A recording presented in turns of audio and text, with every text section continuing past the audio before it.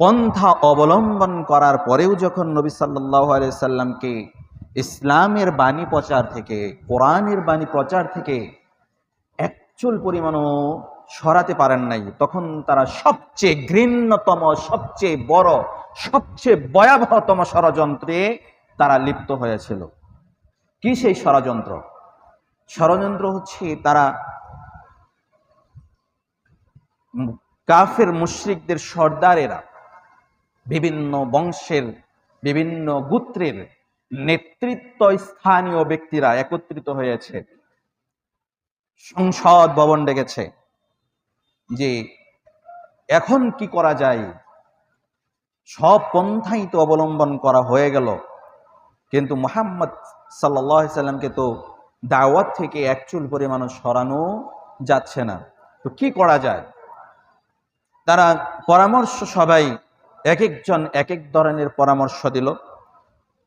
নেতৃত্ব স্থানীয় যারা রয়েছে তারা এক একজনের পরামর্শ শুনেছেন। কেউ বলেছেন যে তাকে বন্দি করে রাখা হোক, এক ঘরে তাকে রাখা হোক। তো সেখানেই আবার মতানৈক্য সৃষ্টি হয়েছে যে তাকে যদি এক ঘরে বন্দি করে রাখা হয় বা তাকে শিকল বেঁধে বন্দি করে রাখা হয়, তাহলে এমনও তো হতে পারে তার যে অনুসারী রয়েছে তারা এক সময় আমাদের উপর আক্রমণ করতে পারে, তারা এক সময় তাকে ছিনিয়ে নিতে পারে। সুতরাং এই পরামর্শ এটা গ্রহণীয় নয়, এটা করা যাবে না। তাকে বন্দি করে শিকল বেরি পরিয়ে ঘরের ভিতর আটকিয়ে রাখা যাবে না। তাহলে কি করা যায়? আরেকজনে পরামর্শ দিল যে তাকে দেশান্তরিত করা হোক, তাকে আমাদের এই দেশে আর আশ্রয় দেওয়া যাবে না।